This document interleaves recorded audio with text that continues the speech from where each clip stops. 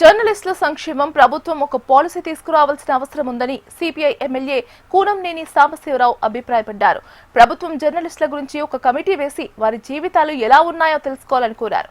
జర్నలిస్టులకు ఆరోగ్యం, చదువులు, పెన్షన్, ఇల్లు లాంటివి ఇచ్చేలా చర్యలు తీసుకోవాలన్నారు. జర్నలిస్టులకు కొన్ని హామీలు ఇచ్చారని అవి అమలు కావట్లేదని ఎమ్మెల్యేలు, ఎంపీలను అడిగే పరిస్థితి నెలకొందని చెప్పారు. పరిస్థితులు మెరుగుపరచడం కోసం ఏదైనా సంక్షేమ చర్యలు వాళ్ళు చేపట్టాలి.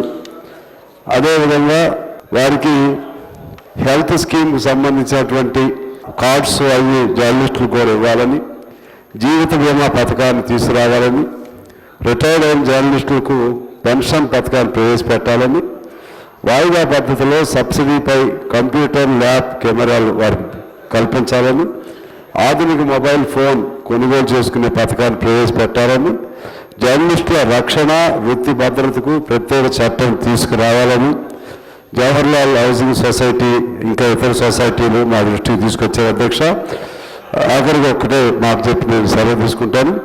వారు ఇవాళ అన్యాయమైన జీవితాలు గడుపుతా ఉన్నారు జర్నలిస్టులు. వారికి ఒక వేతనం లేదు, ఏమి కూడా లేని పరిస్థితులు, కనీస వేతనం కూడా ఉండే విధంగా మీరు చేయాలి. అదేవిధంగా ఎంపానల్మెంట్ ఉన్నటువంటి చిన్న పత్రికలకు యాడ్స్ ప్రభుత్వం నుంచి చాలా ఆలస్యం అవుతున్నాయి, అది కూడా మీ దృష్టికి తీసుకోవాలి.